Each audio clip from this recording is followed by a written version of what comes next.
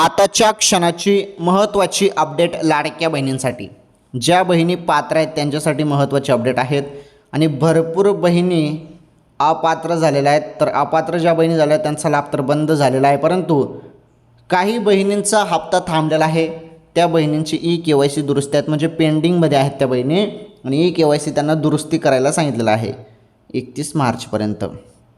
पटकन करून घ्या KYC दुरुस्ती बरं, नाहीतर हप्ता थांबला ना तर मग तुम्हाला पुढे चालून हप्ता भेटणारच नाही. म्हणजे KYC तुम्ही दुरुस्ती केली नाही तर तुम्हाला हप्ताच भेटणार नाही. मग ज्या ज्या बहिणी KYC दुरुस्ती करेल त्यांनाच लाभ मिळेल आणि पात्र बहिणींच्या खात्यामध्ये 20वा हप्ता वाटप आता होणार आहे. तुम्हाला 19वा हप्ता जानेवारीचा मिळाला बहिणींनो, आता 20वा हप्ता देखील मिळणार आहे. परंतु GR येऊ द्या पहिले. GRमध्ये संपूर्ण मेन्शन असेल किती निधी आला, काय निधी आला, त्यामध्ये किती दिवसानंतर हप्ता वाटप होईल, त्या संपूर्ण अपडेट GR आल्यावर कळेल. ओके.